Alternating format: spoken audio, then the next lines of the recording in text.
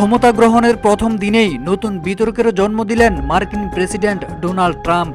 নিজের পূর্ব প্রতিশ্রুতি অনুযায়ী ক্যাপিটল হিলে দাঙ্গা জড়িত 1500 জনকে ক্ষমা ঘোষণা করে একটি অপ্রত্যাশিত পদক্ষেপ নিলেন। এটা যেন তার শাসনামলের শুরুতেই আরেকটি চমক। তবে আন্তর্জাতিক মহলে এ নিয়ে তীব্র নিন্দার ঝড় বইছে।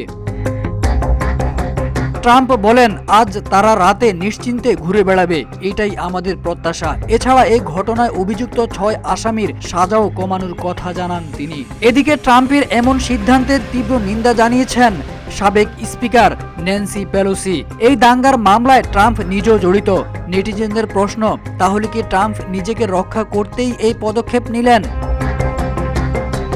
ট্রাম্পের ক্ষমা ঘোষণার পদক্ষেপটি আন্তর্জাতিক মহলে নানা প্রতিক্রিয়া সৃষ্টি করেছে। আন্তর্জাতিক বিশ্লেষক এবং রাজনৈতিক নেতারা এই সিদ্ধান্তকে আমেরিকার গণতান্ত্রিক মূল্যবোধের প্রতি আঘাত করা হয়েছে বলে জানান। ট্রাম্পের এই সিদ্ধান্ত দেশটির রাজনৈতিক অবস্থা আরও অস্থিতিশীল করে তুলবে এবং বিশ্বে যুক্তরাষ্ট্রের ভাবমূর্তি ক্ষতিগ্রস্ত হবে বলেও মনে করছেন তারা। ট্রাম্প 20 জানুয়ারি শপথ গ্রহণের পর দেওয়া বক্তৃতায় যুক্তি দেখিয়েছেন ক্যাপিটল হিলের ঘটনায় আইনের মারপ্যাচে 1600 জন ব্যক্তিকে অভিযুক্ত করা হয়েছে। তিনি তাদেরকে বন্দী বলেও উল্লেখ করেছেন।